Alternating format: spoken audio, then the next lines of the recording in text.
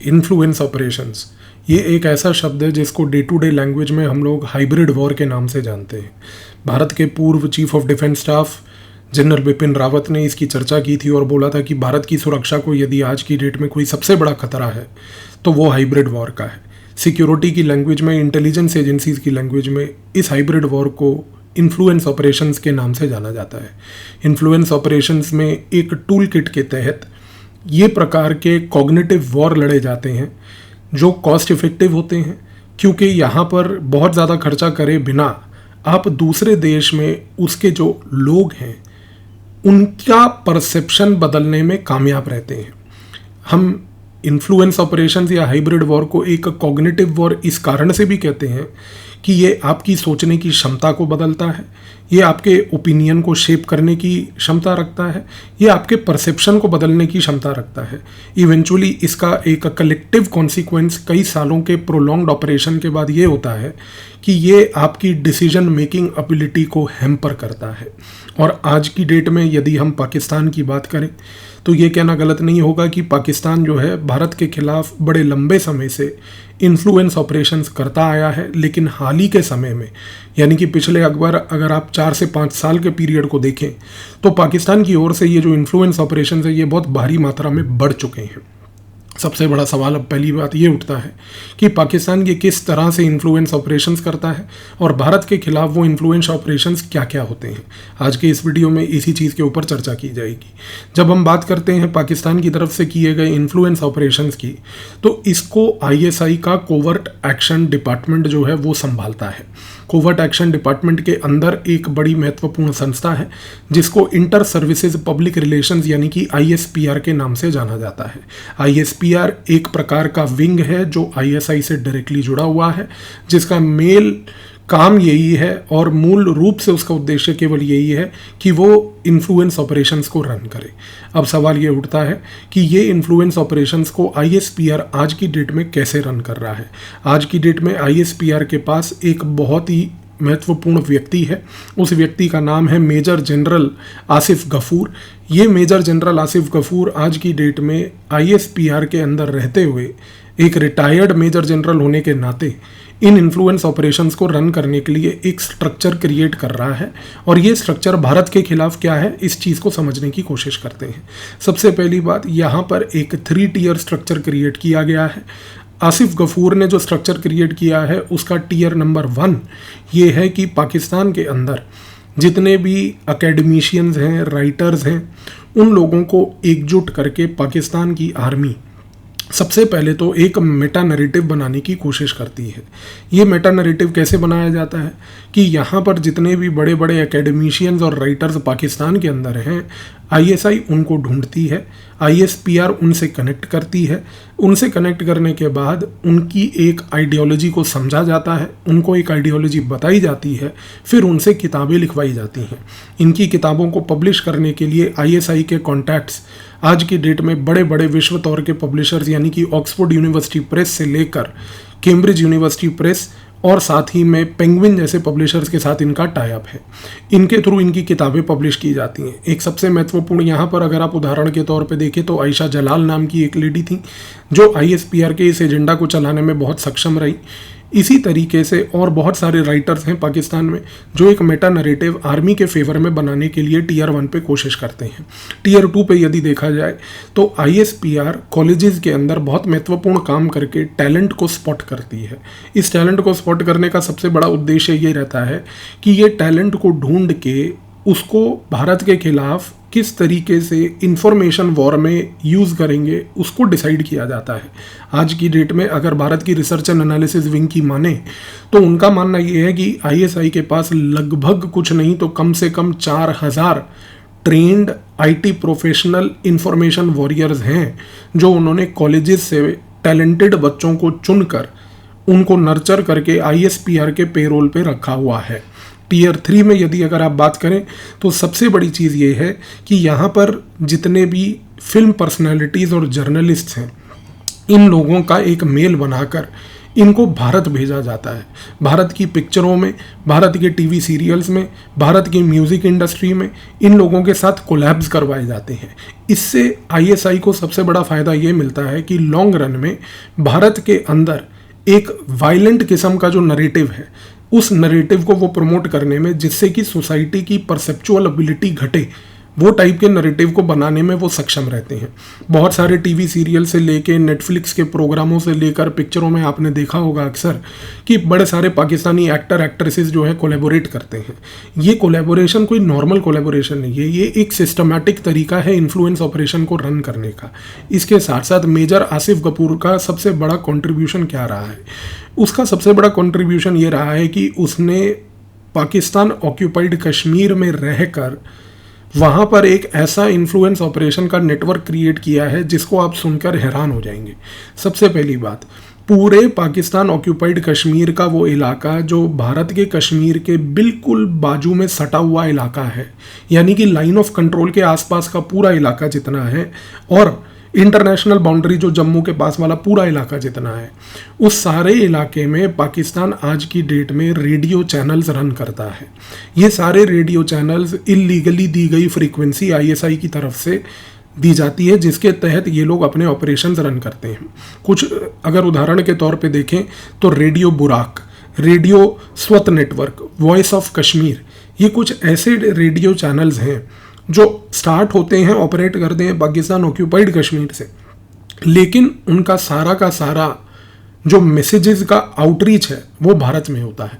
कश्मीर के बॉर्डर के आसपास के जितने गांव हैं, कश्मीर के अंदर घाटी में पिछड़े इलाकों में जितने रहने वाले लोग हैं, उनको ये रेडियो के थ्रू प्रोपोगेंडा मटेरियल सुनाया जाता है। किस प्रकार का प्रोपोगेंडा? भारत की सेना के खिलाफ प्रोपोगेंडा, हिंदुओं के खिलाफ प्रोपोगेंडा, मुसलमानों को उकसाने का प्रोपोगेंडा, कश्मीरियों को लड़ने का प्रोपोगेंडा। ये जो प्रोपोगेंडा है ये सिर्फ रेडियो तक सीमित नहीं है। सैटेलाइट की मदद से आज की डेट में सऊदी अरेबिया के साथ मिलकर पाकिस्तान ने बहुत सारे टीवी चैनल्स का प्रसारण डायरेक्टली कश्मीर घाटी में किया है। आज की डेट में कश्मीर घाटी के कई घरों में यदि आप छोटे इलाकों में चले जाएं, दूर दराज के इलाकों में चले जाएं, तो ये बात हैरानी नहीं होगी कि वहाँ पर टीवी पर लोग मादी चैनल खोल के, हादी चैनल खोल के, मदानी चैनल खोल के, ये टाइप के टीवी चैनल्स जिनका टेलीकास्ट डायरेक्टली सऊदी अरेबिया से हो रहा है, वो यहाँ पर बैठ के देख रहे हैं। और ये जितने भी सऊदी अरेबिया में बनाए गए चैनल हैं, चाहे वो हादी टीवी हो, मदानी टीवी हो, इन सारे टीवी चैनल्स में बहुत सारे पाकिस्तान के रेडिकल लोग वहाँ जाकर इस प्रकार का सरमन पेश करते हैं जो डायरेक्टली कश्मीर की ऑडियंस को भेजा जाता है। इसके साथ साथ आज की डेट में पाकिस्तान ने कश्मीर के अंदर टेलीग्राम जो एक एप्लीकेशन है मोबाइल की, उसका सबसे ज़्यादा फ़ायदा उठाया है। टेलीग्राम के थ्रू वो अपनी खुद की पाकिस्तान आर्मी की एक प्रोपोगेंडा मैगज़ीन जिसका नाम हिलाल है, उसको बेसिकली वो वहाँ पर पीडीएफ बना के उसका प्रसारण करता है। ये मैगज़ीन अडल्ट से लेके वुमन से लेके बच्चों तक के लिए बनाई जाती है। और सबसे बड़ी बात यह है कि ये जो मैगज़ीन हिलल है, इसका जो बच्चों का एडिशन है, ये जो बच्चों वाला एडिशन है, ये बड़ा महत्वपूर्ण इस कारण से है क्योंकि इसमें बच्चों को रेडिकल लिटरेचर पहले दिन से सिखाया जा रहा है। कश्मीर के छोटे छोटे बच्चों को ये बात बोली जा रही है कि आप इस मैगज़ीन को पढ़िए, क्योंकि ये मैगज़ीन को पढ़ने से लॉन्ग रन में ये बच्चे एक रेडिकलाइजेशन के थॉट में बड़े होंगे। इसके साथ साथ सबसे बड़ी बात ये है कि हाल ही में भारत की रिसर्च एंड एनालिसिस विंग और इंटेलिजेंस ब्यूरो के कंबाइंड कुछ ऑपरेशंस के तहत ये बात पता चली है कि पाकिस्तान ने बांग्लादेश में अपना फिर से बेस इस्टेब्लिश करने की कोशिश करी है। बांग्लादेश में जमात उल मुजाहिदीन बांग्लादेश, JMB, इस नाम की एक संस्था को वो लोग सपोर्ट कर रहे हैं। अब क्योंकि बांग्लादेश के और भारत के संबंध बहुत अच्छे हैं, भारत आज की डेट में बांग्लादेश के साथ व्यापार से लेके बहुत सारी जगहों में अलग अलग IT से लेकर टेक्नोलॉजी से लेकर डिजिटल लिटरेसी से लेकर अलग अलग जगहों में इंगेज कर रहा है। इसी का फ़ायदा पाकिस्तान उठाने की कोशिश कर रही है। जमात उल मुजाहिदीन बांग्लादेश जो है, उसको पाकिस्तान की ISI ने बांग्लादेश के अंदर एक NGO की तरह से इस्टेब्लिश किया है। ये NGO नामक जमात उल मुजाहिदीन बांग्लादेश भारत के अनेक राज्यों में अपनी बड़ी गहरी प्रेजेंस बना चुका है। आज की डेट में बिहार से लेकर पश्चिम बंगाल, तमिलनाडु से लेकर कर्नाटका, केरला, महाराष्ट्र तक और उत्तर प्रदेश के अंदर तक जमातुल मुजाहिदीन बांग्लादेश जो है उसके छोटे छोटे स्लीपर सेल्स ऑपरेट कर रहे हैं। इसके साथ साथ जमातुल मुजाहिदीन बांग्लादेश के कई सारे स्लीपर सेल्स आज की डेट में छोटे छोटे मदरसे बनाकर ये पूरे इन स्टेट्स के अंदर जो भारत के अलग अलग विभिन्न प्रकार के राज्य हैं इनमें इन मदरसों के थ्रू रेडिकलाइजेशन करवा रहे हैं। उत्तर प्रदेश का अगर हम खास उदाहरण लें तो उत्तर प्रदेश का जो एकदम बाजू में सटा हुआ राज्य है नेपाल, अगर आप नेपाल की बात करें तो नेपाल और उत्तर प्रदेश की जो सीमा है उस सीमा पर कम से कम आज की डेट में 1100 ऐसे मदरसे बनाए गए हैं जो कि बॉर्डर से लगभग 8 से 10 किलोमीटर ही दूर हैं। उन सारे मदरसों से जो रेडिकल लिटरेचर प्रमोट किया जा रहा है, रेडिकलाइजेशन प्रमोट किया जा रहा है, उसको जमातुल मुजाहिदीन बांग्लादेश की लार्जर अम्ब्रेला में लाकर किया जा रहा है। तो आप इस चीज़ को समझने की कोशिश कीजिए कि पाकिस्तान का आज की डेट में फोकस केवल और केवल कश्मीर में नहीं है, वो पैन इंडिया फैलता जा रहा है। और तो और सबसे बड़ी बात, अगर हम पश्चिम बंगाल में बुर्दवान और मुर्शिदाबाद की बात करें तो ये बात नेशनल इन्वेस्टिगेशन एजेंसी की कई रिपोर्ट्स बोलती हैं कि मुर्शिदाबाद और बुर्दवान में कई ऐसे मदरसे हैं जहां पर कितल की तैयारी करवाई जा रही, कितल यानी कि वॉर, इसकी तैयारी करवाई जा रही है। और सबसे बड़ी बात, यहाँ पर जितने भी लोग हैं इनको रेडिकल ट्रेनिंग दी जा रही है ताकि कल को ये किसी भी प्रकार के ऑपरेशन को करने के लिए, अंजाम देने के लिए ये हमेशा रेडी रहें। और तो और सबसे बड़ी बात, आज की डेट में पाकिस्तान की आर्मी ने एक नया कॉन्सेप्ट चैंपियन किया है, इसको कहते हैं #वॉर। ये जो #वॉर है ये लगभग 4000 से ज़्यादा ट्रेंड IT प्रोफेशनल्स जो ISPR के पेरोल पे काम कर रहे हैं ये वो रन करते हैं। यदि भारत में कोई भी समस्या हो जाए किसी भी प्रकार की, जैसे कि मान लीजिए अभी एक दर्दनाक रेल घटना हुई, एक रेल घटना के अंदर अनफॉर्चुनेटली बहुत सारे लोगों की जान चली गई, जैसे ही ये घटना हुई उसी समय एक #वॉर स्टार्ट हो गई।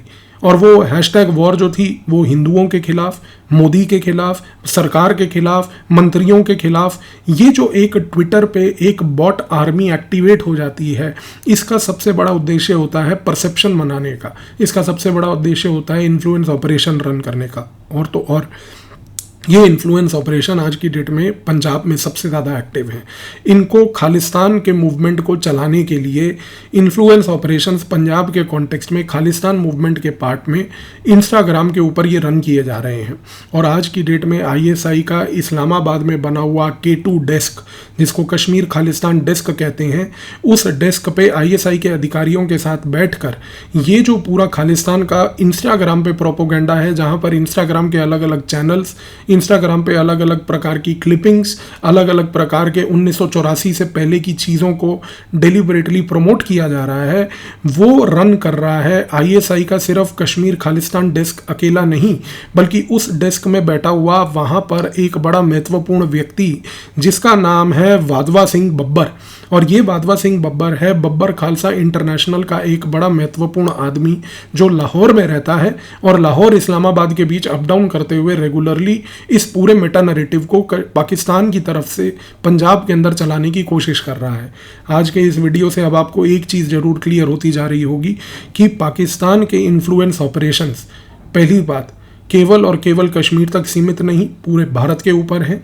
दूसरी बात, भारत के अंदर कोई भी प्रकार की फॉल्ट लाइन जहां पर अवेलेबल है उन फॉल्ट लाइंस को वो एक्सप्लॉइट कर रहे हैं। तीसरी बात, जमातुल मुजाहिदीन बांग्लादेश ये जो स्लीपर सेल बना के मदरसों के अंदर चुपचाप बैठ के रेडिकलाइजेशन करके कितल की ट्रेनिंग यानी कि वॉर की ट्रेनिंग दे रहा है, ये आने वाले समय में, लंबे समय में एक बहुत बड़ा सिविल वॉर जैसी परिस्थिति क्रिएट करने के लिए ट्रेनिंग दी जा रही है। तो पाकिस्तान की तरफ से जितने भी इन्फ्लुएंस ऑपरेशंस हैं ये इस लेवल के हैं कि अब आप जनरल बिपिन रावत की वो बात को फिर से समझने में सक्षम रहेंगे कि जब उन्होंने ये बात बोली थी कि भारत की आंतरिक सुरक्षा के लिए सबसे बड़ा खतरा पाकिस्तान और चीन नहीं बल्कि हाइब्रिड वॉर यानी कि ये इन्फ्लुएंस ऑपरेशंस हैं। तो आई होप इस वीडियो के बाद आपको उन पर्टिकुलर स्टेटमेंट्स का क्या महत्व था जो बिपिन रावत ने दिया वो अब आपको बिल्कुल क्लियर हो चुका होगा। धन्यवाद।